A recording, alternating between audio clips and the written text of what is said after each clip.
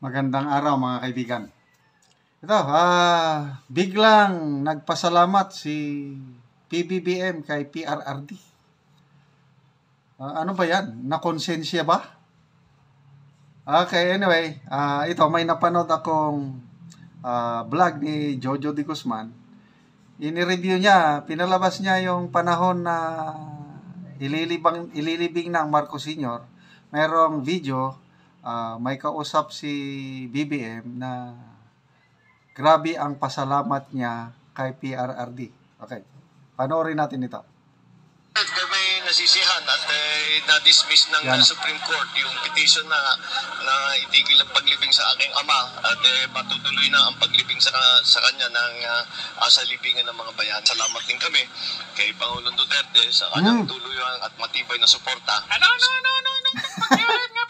Salamat din kami kay Pangulong Duterte sa kanyang tuluyang at matibay na suporta sa karapatan nga ng aking ama na mailibing sa libingan ng mga bayani at umaasa kami na itong hakbang na ito ay ang unang hakbang sa siguro paghihilom ng mga unang hakbang sa pagiging walang utang na loob, sugat at mga unang hakbang sa inyong pambubudol.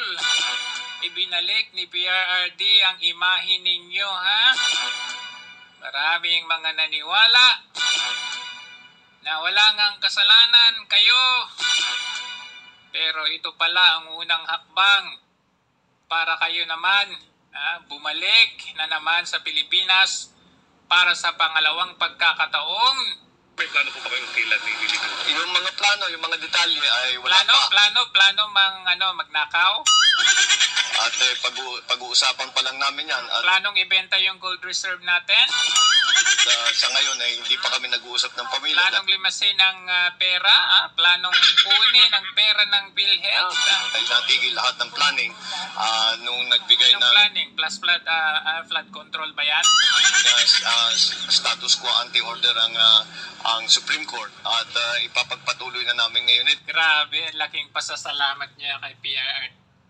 So, ayun.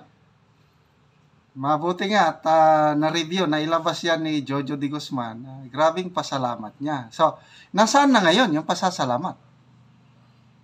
Nasaan na yung pagtanaw ng utang na loob?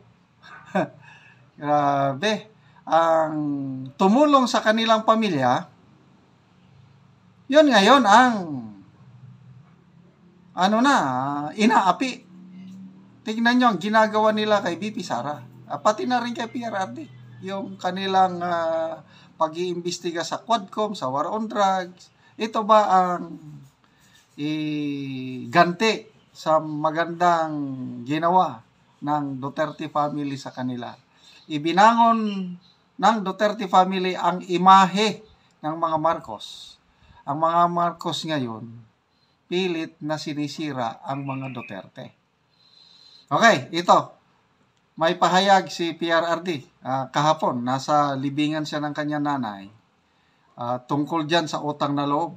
Nako, believe ka dito sa ating Pangulo, Duterte, na wala siyang utang na loob sa akin. Ginawa ko lang yung aking tungkulin. Mismong si dating Pangulong Rodrigo Duterte na ang nagsabi na walang utang na loob na dapat tanawin sa kanya ang pamilya Marcos.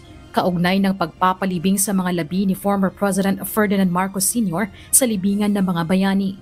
Ngayong nagkakalabuan na ang samahan ng dalawang pamilya. Nagiging usap-usapan sa social media ang kawalan umano ng utang na loob ng mga Marcos sa dating Pangulo. Sa panayam kahapon ng media, sa pagbisita nito sa puntod ng kanyang mga magulang sa Davao City, sinabi ni Duterte na ginawa lang niya ang kanyang trabaho. Wala akong utang na loob sa kanila. Wala silang utang na loob sa akin. Hindi utangan ng loob ito. Hindi kami magkilala, hindi kami magpinsan. Hindi ako naniningin. Trabaho lang ako.